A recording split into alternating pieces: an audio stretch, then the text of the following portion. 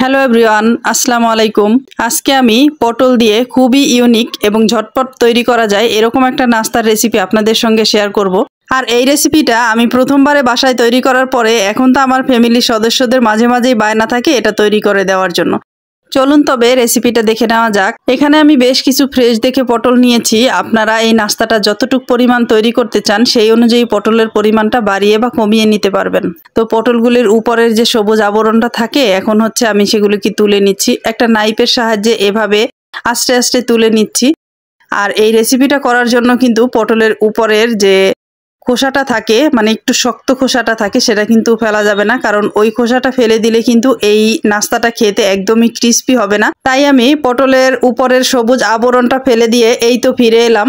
আর পটলের সবুজ আবরণটা ফেলে দিয়ে তারপরে পটলগুলিকে বেশ কয়েকবার ধুয়ে নিয়েছি, কারণ পরবর্তীতে পটলগুলি আর ধোয়া যাবে না। তো এখন হচ্ছে দুই সাইডের মুখের অংশটা আমি কেটে নিচ্ছি। একে একে করে সব অংশগুলি এভাবে কেটে ফেলে দিব।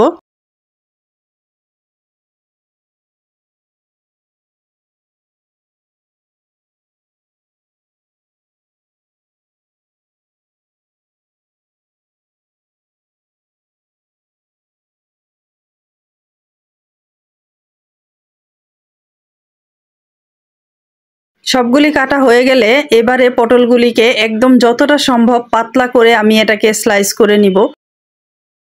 এই কাজটা ছুরির সাহায্যে করতে পারেন অথবা আপনারা চাইলে কিন্তু বটির সাহায্যেও করে নিতে পারেন। একদম ক্লোজ করে আমি একটু দেখিয়ে দিচ্ছি, যতটা সম্ভব পাতলা করে কেটে নেবেন এবং সবগুলি স্লাইস যেন একই মাপের হয়।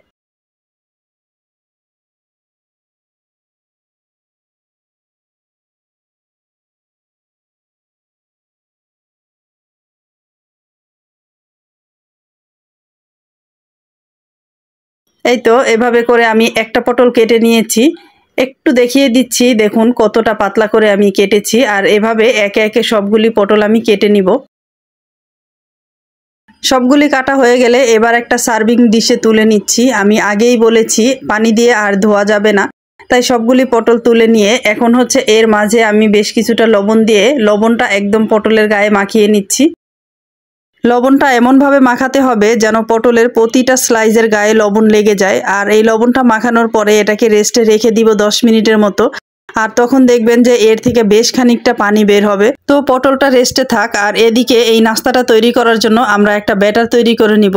তো ব্যাটারটা তৈরি করার জন্য এখানে আমি 1 কাপ পরিমাণ বেসন নিয়েছি। এই নাস্তাটাকে আর অনেক বেশি ক্রিস্পি করতে চাইলে আপনারা এখানে বেসনের সঙ্গে কিছুটা কর্নফ্লাওয়ার অথবা চালের গুঁড়া অ্যাড করে নিতে পারেন। বেসনের সঙ্গে একটা ডিম দিয়ে নিলাম এবং শুকনো উপকরণের মধ্যে দিয়েছি হাফ টেবিল চামচ পরিমাণ হলুদ গুঁড়া, হাফ টেবিল চামচ মরিচের গুঁড়া, হাফ টেবিল চামচ পরিমাণ ধনিয়া জিরার গুঁড়া, স্বাদমতো লবণ এবং আদা রসুন পেস্ট। এই ব্যাটারটা তৈরি করার সময় অবশ্যই এখানে সামান্য পরিমাণে তেল ব্যবহার করবেন, তাহলে এই নাস্তাটা ভাজার সময় অনেক বেশি ক্রিস্পি হবে। তো আমি এখানে 1 টেবিল চামচ পরিমাণ সাদা তেল দিয়ে নিলাম। আর সব উপকরণ দেওয়া হয়ে গেলে এখন হচ্ছে খুব সুন্দরভাবে এগুলিকে আমি মিক্স করে নিব।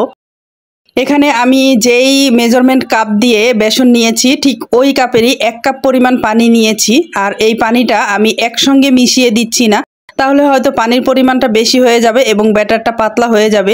তাই আমি অল্প অল্প করে পানি দিয়ে একটা স্মুথলি ব্যাটার তৈরি করে নিব।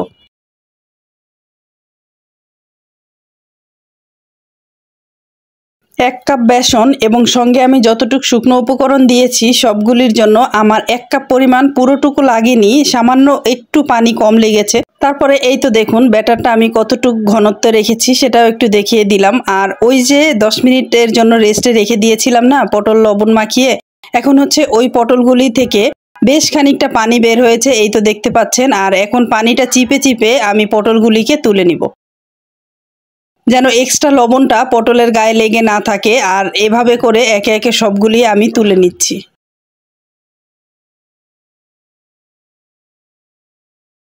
এখানে পটলের শক্ত আবরণটা মানে খোসাটা আমি রাখতে বলেছি এই কারণেই যে খোসাটা যদি না থাকতো তাহলে পটলটা আরও একদম নরম হয়ে যেত, তখন এই নাস্তাটা খেতে একদমই ভালো লাগবে না। তাই সবসময় চেষ্টা করবেন এই নাস্তাটা তৈরি করার ক্ষেত্রে পটলের খোসাটা না ফেলেই রেসিপিটা করার জন্য। তো সবগুলির পানি চিপে চিপে তুলে নিয়েছি। এবারে আমি এই পটলের সঙ্গে কর্নফ্লাওয়ার অ্যাড করে নিব। আর এই কর্নফ্লাওয়ারটা অ্যাড করার সময় একটু ঝটপট কাজটা করতে হবে, নয়তো কর্নফ্লাওয়ারটা যদি পটলের গায়ে লাগানোর পরে অনেক সময় ধরে রেখে দেন তাহলে কর্নফ্লাওয়ারটা একদম ভিজে পটলের গায়ে লেগে যাবে এবং এটা কোনোই শেপ দিতে পারবেন না, তাই এই কাজটা খুব দ্রুত করতে হবে। এখানে যতটুক পটল নিয়েছি আমি তার সঙ্গে প্রায় 4 টেবিল চামচ পরিমাণ কর্নফ্লাওয়ার মিক্স করে নিয়েছি। কর্নফ্লাওয়ারটা পটলের গায়ে আলতোভাবে মাখাতে হবে এবং যেন পুরো কর্নফ্লাওয়ারটা ভিজে না যায় সেদিকে খেয়াল রাখবেন। এবং আলতোভাবে মাখানোর পরে এবারে পটলগুলিকে গোল গোল বলের আকারে শেপ দিয়ে নিচ্ছি এবং বলগুলি তৈরি করা হয়ে গেলে আগে থেকে তৈরি করে রাখা ব্যাটারের মাঝে এটাকে আমি কোট করে নিচ্ছি। এভাবে করে ঘুরিয়ে ঘুরিয়ে কোট করে নিয়ে তারপরে হচ্ছে তুলে জাস্ট 5 সেকেন্ডের মতো ধরে রাখবো যেন এক্সট্রা ব্যাটারটা ঝরে যায়। আর আগে থেকেই আমি একটা প্যানের মাঝে তেল গরম করে রেখেছিলাম। এবারে পটলের বলগুলি একে একে করে তেলের মাঝে আমি দিয়ে নিচ্ছি। এখানে খেয়াল রাখবেন চুলার আঁচটা যেন মিডিয়ামের থেকে আরও একটু কম থাকে, নয়তো বলগুলি দিতে দিতে দেখবেন যে এক সাইডটা পুড়ে যাবে। চুলার আঁচটা মিডিয়ামে রেখে হচ্ছে এক সাইডটা যখন ব্রাউন কালার হয়ে আসবে তখন অন্য সাইডটা আমি উল্টে দিচ্ছি। তেলের মাঝে দেওয়ার সঙ্গে সঙ্গে এটাকে উল্টাতে যাবেন না, তাহলে ভেঙে যাওয়ার চান্স থাকতে পারে। এক সাইডটা যখন একদম গোল্ডেন ব্রাউন কালার হয়ে আসবে এ পর্যায়ে হচ্ছে আমি উল্টে দিলাম। একটু সময় নিয়ে ভাজবেন, তাহলে এটার উপরটা যেমন ক্রিস্পি হবে তেমনি ভিতর পর্যন্ত খুব সুন্দরভাবে ভাজা হবে। এবং দুই সাইডেই যখন গোল্ডেন ব্রাউন কালার হয়ে এসেছে এ পর্যায়ে আমি একে একে তুলে নিচ্ছি। এভাবে করে একে একে সবগুলি পটলের বল আমি ভেজে নিলাম। আর ভেজে নেওয়ার পরে এই তো দেখুন এটা কতটা বেশি সুন্দর লাগছে দেখতে, খেতেও তেমনি অনেক বেশি মজা হয়েছিল। এটা কিন্তু আপনারা গরম ভাতের সঙ্গে পরিবেশন করতে পারেন অথবা বিকালে চায়ের আড্ডায়ও পরিবেশন করতে পারেন। আপনার পরিবারের যেসব মানুষরা একদমই সবজি খেতে পছন্দ করে না চাইলে তাদেরকে এভাবে বানিয়ে দিতে পারেন, মজা করে খাবে। তো এই ছিল খুবই মজাদার একটা পটলের রেসিপি। আমার রেসিপিটা যদি আপনাদের ভালো লেগে থাকে, চোখ থেকে অন্তর পর্যন্ত পৌঁছে যেতে পারি, তাহলে অনুরোধ থাকবে চ্যানেলটা সাবস্ক্রাইব করে পাশেই থেকে যেতে পারেন। এবং এরকম আরও সহজ এবং সুন্দর রেসিপি পেতে অবশ্যই চ্যানেলটা সাবস্ক্রাইব করে অল বাটনে প্রেস করে রাখবেন যেন আমি যে কোনো রেসিপি আপলোড করার সঙ্গে সঙ্গে আপনাদের কাছে নোটিফিকেশন পৌঁছে যায়। আজকে তবে এই পর্যন্তই, দেখা হবে নতুন কোনো রেসিপি নিয়ে। সেই পর্যন্ত সবাই ভালো থাকবেন, সুস্থ থাকবেন। আর হ্যাঁ, আপনাদের যদি কোনো অনুরোধ থাকে, অনুরোধের রেসিপি থাকে, তাহলে অবশ্যই আমার কমেন্ট বক্সে জানাবেন, আমি সেই ধরনের রেসিপি আপলোড করার চেষ্টা করব। আজকে তবে এই পর্যন্তই, সবাই ভালো থাকবেন। আসসালামু আলাইকুম।